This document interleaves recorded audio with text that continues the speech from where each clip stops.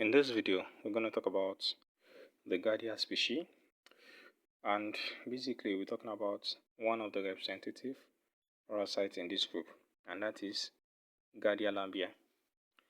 In the previous audio, we talked about the parasitic amoeba, and the representative we used is Entamoeba histolytica.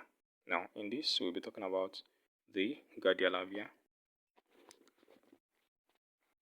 The specific learning objective of this session is that at the end of this video, you'll be able to identify the organism which parasitizes man, list various environmental, cultural, and socio-economic factors that affect the distribution of the parasites, explain the effects caused by the parasites, describe the classification and the characteristics of the parasites, and lastly, you will be able to explain the mode of transmission, source of infection, and port of entry of parasites, as well as its life cycle.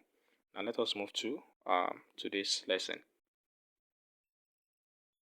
Giardia lambia, also known as Giardia intestinalis or Giardia duodenalis, is a cosmopolitan flagellated protozoan which inhabits the gastrointestinal tracts of man, cats, dogs, amphibians, and pigs, and they are found in the upper jejunum and the duodenum of a man. Now, basically, talking about the geographical distribution, they are cosmopolitan in distribution, and when you hear the word cosmopolitan in distribution, it means they are universal, which means they are found everywhere. You understand? And they are mostly found in warm climates, and it is prevalent among children than in adults. It is commonly the agonist flagellate of human intestinal tract. High prevalence occurs in young and malnourished children. I think I've mentioned that before. And in large families, orphan asylums, and elementary schools. These are where they are mostly found. Now, what about their habitats? Where do they live? As a parasite, they will have a point at which they live inside inside their host, and they inhabit the upper part of the small intestine. The upper part of the small intestine, mainly the duodenum and the jejunum. So that is where they live. Now, talking about the morphology of these parasites, we have two forms. They are of two forms. We have the trophozoite form, and the cystic form, the cyst. Now, talking about the morphology, the trophozoite is about size of 10 to 21 by 5 to 15 micrometer in diameter, and the shape is pyriform, that is pear shape. They look like a pear. I'm going to show you an image that illustrates that. They look like a pear, which means they are rounded posteriorly but pointed anteriorly. I repeat, they are rounded anteriorly but pointed posteriorly. So that is how they actually look. Now, moving from there, we have the let me show. So this is a microscopic view of Giardia lambia. If you look at it very well, they look like a pear. They are pointed at the posterior and they are blunt at the anterior. So the posterior is pointed, and the anterior is blunt. The posterior is pointed and the anterior is blunt. Now, talking about the trophozoite. So this is an image of the trophozoite. Look at it. The trophozoite is bilaterally symmetrical. And when you say something is bilaterally symmetrical, it means if you divide it into two halves like this, you are going to have a mirror image of this side and this side. It will be almost the same thing. Can you see? So if you divide it into two, you are going to have the same thing on on the same side. They have a pair of nuclei, they have a pair of nucleus. Can you see? They have two nucleus, a pair of nucleus, and they have pairs of flagella. If you notice very well, they have more than one flagella. They have one here. Can you see? They have one here, one here. They have one here, one here, and they have one here, one here, and they have another one here. Can you see? They have a lot of flagella. So I can say they have They have pairs of flagella, and they have a pair of Of parabasal body. They are about 12 to 15 micrometer in diameter. I think I've mentioned that before. And this parasite has been described variously by By teardrop shape, pear shape, or tennis racket shapes. They are dorsoventrally flattened, which means they are flat. You understand? And they are pointed anteriorly and blunted posteriorly. It has a bilobed adhesive disc They have a what? A bilobed adhesive disc at the what? At the anterior. And they have pairs of flagella. I repeat, they have what? They have pairs of flagella. So if you are to count the flagella that they are having now, they are having about 8 flagellas. If you notice very well, that is 4 pairs of flagella. They are having the anterior flagella, the posterior flagella, the ventral flagella, and the caudal flagella. The anterior flagella is 2, the posterior flagella is 2, the ventral is 2, and the caudal is 2. You understand? Now, the first pair of flagella, that is the anterior flagella, arises from the kinetosome and passes through the sucking discs, hanging freely outside the body of the organisms. The second pair of flagella passes to the side of the cytoplasm, and if you can see, you will see that the posterior flagella is at what? At the side of the what? Of the cytoplasm. The third pair of flagella plays an important role in adhering of the parasite to its host, while the fourth pair of flagella arises from the median kinetosome and protrude to the posterior end of the what? Of the animals. So, like I said we have 4 pairs of flagella. That is, we have a pair of anterior flagella, a pair of posterior flagella, a pair of ventral flagella, and a pair of caudal flagella. Now, if you notice very well, all these flagella arises from somewhere, and where they arises from, it is called the what? It is called the kinetosome. So, they both arise from the what? From the kinetosome. So that is what? That is the morphology of the trophozoite. So going to our write-up. So like I said they are bilaterally symmetrical. I think I mentioned that. Convex dorsal surface and flattened ventral surface, which means they are pointed anteriorly and they are what? They are blunted posteriorly. You understand? They have 4 pairs of flagella. I've mentioned that is 8 flagella. They have a pair of parabristal body and they have a pair of what? Axoneme. I'm talking about the cyst. The cyst is about 8 to 12 micrometer in diameter. They are oval shaped and they have a thick cyst wall. Finely granular cytoplasm, clearly separated from the cyst wall, and they have 2 to 4 oval nuclei at one pole each with a small central caryosome. So let me show you the image of what? Image of the cyst of Giardia lambia. So this is the image of the cyst of Giardia lambia. If you notice very well, the shape of this cyst is what? It is oval in shape. You understand? It is oval in shape, and it has pairs of nucleus. That is 2 pair of nucleus. Look at it. We have 1 pair here. We have another pair here, which means it has 4 nucleus. You understand? It has 4 nucleus, and it has what we know as the axostyle. Look at it. The axostyle, and the axostyle run into the middle of the what? Of the organisms. You understand? But the flagella of this animal and the parabristal body is scattered in the cytoplasm, which means the flagella and the parabristal body does not have the opportunity to leave the cytoplasm yet because of the what? Because of the thick cyst wall. So they have a thick cyst wall. So if you notice very well in green marker, you will notice that I marked the what? This is the flagella. Can you see this flagella in green marker? They are unable to leave the what? The cytoplasm because of the what? Because of the thick cyst wall. So this is what? This is the description of morphology of the cysts of Giardia lambia. So going back to our write-up, let's talk about the cytoplasm. The cytoplasm is clear when they are unstained, but yellowish green or bluish in iodine solution. Now look at it. This is an example of Giardia lambia when they are unstained. Can you see that it is clear? Can you see? But if they are now stained, they are applied as yellowish or bluish when they are what? When they are stained with iodine solution. So move from there to um the life cycle of Giardia lambia. The life cycle requires a single host. So from what you have said before, if something requires a single host, it means the life cycle is direct. You understand? The transmission is direct. It does not require any intermediate host. You understand?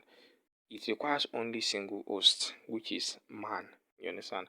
And they reproduce by simple longitudinal binary fission, which means they reproduce asexually.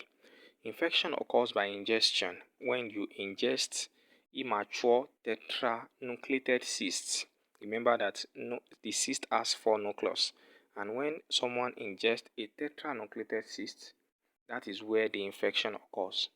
Through food, it can be through food, it can be through water, it can be through any other drinks, and it can be through those that used to like bite their fingers. You understand? Following the ingestion, the cyst encysts in the upper part of the small intestine to form a flagellate. It what? It encysts in the upper part of the what? Small intestine to form the flagellate, and they become attached to the intestinal wall by a sucking disc. So they use sucking discs for what? For attachment. Are you getting me now? So don't get it wrong. If you hear the word sucking discs, it does not mean that they use it for sucking. They use it for attachment. You understand? And they use their body surface to absorb nutrients. You understand? They absorb nutrients through their body surface. They multiply by what? By binary fission, and some of them are carried down the intestinal tract to undergo encystation. The trophocytes and the infective cysts are excreted in the feces. So this is the summary of what? Of their life cycle. So look at the summary of the life cycle. The cyst is ingested, then encystation occurs in the small intestine. Then it develops into trophocyte, that is flagellates. Then the trophocyte divide by binary fission, then encystation occurs again. So these trophocytes or the cysts now is seen or passed out through the what? Through the fishes. So that is just the life cycle of what? The life cycle of the Giardia lambia. That's just the simple this thing. Now look at it. This is an illustration of the life cycle of Giardia lambia. It's an illustration. Now look at it. Ingestion of the cyst. So we said the trophocytes inhabit the what? The duodenum and the upper jejunum of man. The parasite adheres to the host using the what? Using the adhesive disc on the mucosal surface of the host intestine. The parasite then divides by binary fission. Look at it. The parasite divides by what? By binary fission. Look at it. Something divides like this by binary fission. You understand? And followed by the flagella and the cytoplasm, then the sucking disc. You understand? Then encystation is triggered when the feces enters the colon. Encystation is what is triggered when the feces enters the what? Colon and begin to dehydrate. The trophocyte then retracts the flagella. You know what you mean by retract? The flagella enters the trophocyte. Then there is something that is going to develop. That is what we know as ironing cyst wall. So look at it. Encystation occurs, then it forms a cyst. You understand? Both the cyst and the trophocyte is then passed out of the host body through the what? Through the feces. Are you getting me now?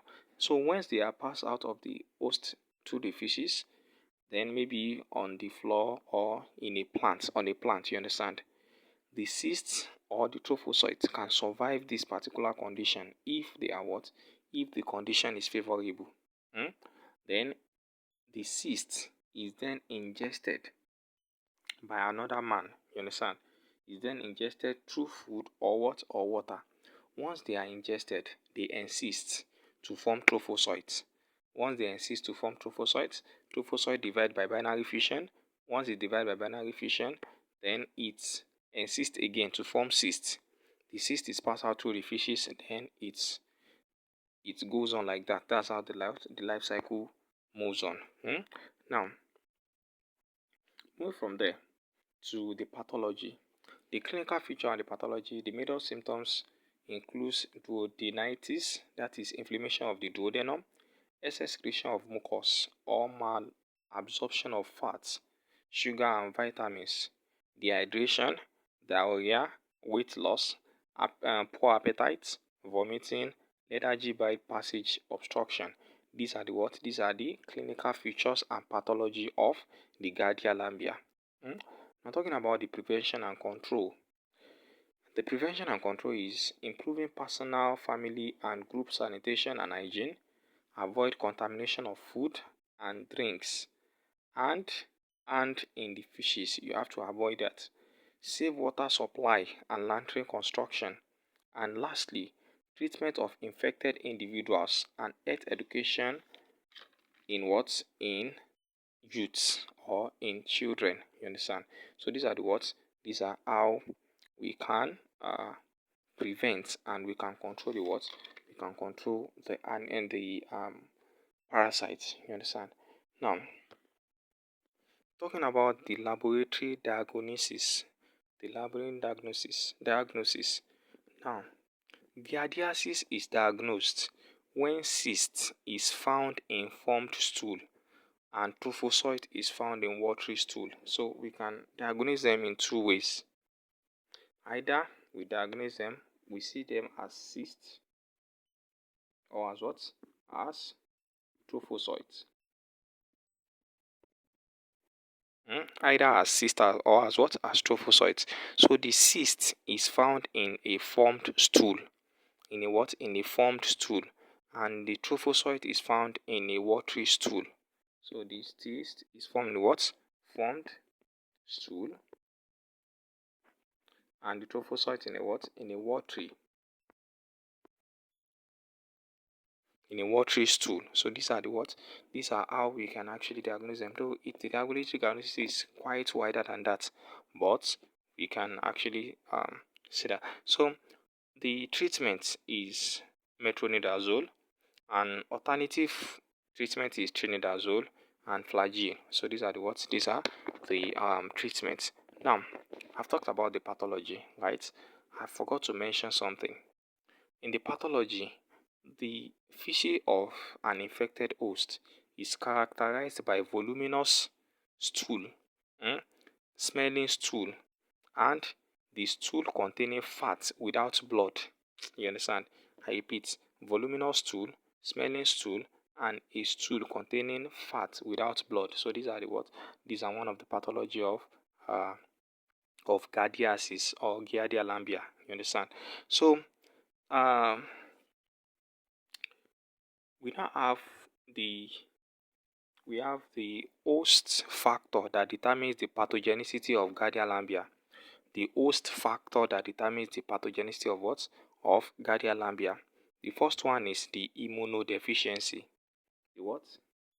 The immuno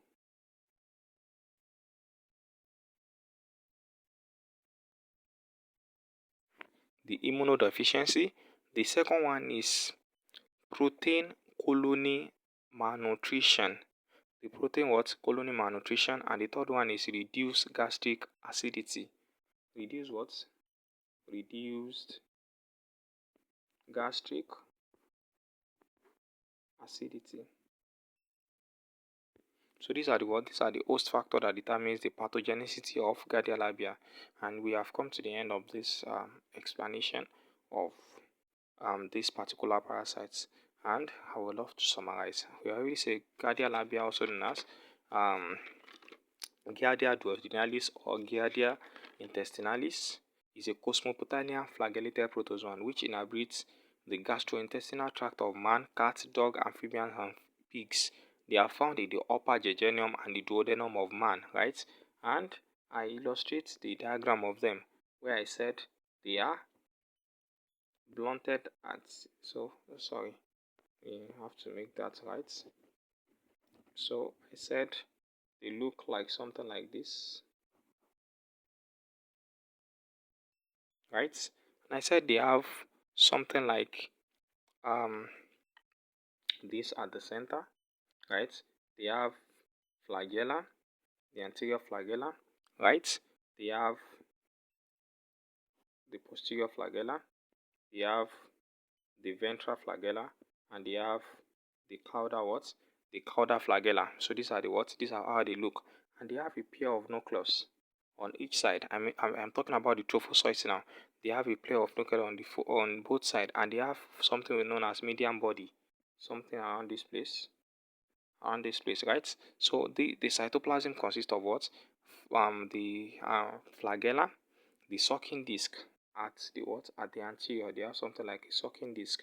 And they use sucking disc for what? For attachments. They use it mainly for attachments. That is what they use sucking disc for. You understand? Now, moving from there, we still have the cysts. I said the cysts will now consist of what? Uh, they are oval in shape, but they have a thick ironing cyst wall. And the flagella of this animal is now inside the cytoplasm. They are unable to go out. They have axoneme, and they have what? They have 4 pairs of what? Of flagella. You understand? So this is how the cyst looks like. The flagella does not come outside in cyst. And this is the end of the what? Of the class. Thank you for listening. Subscribe for more.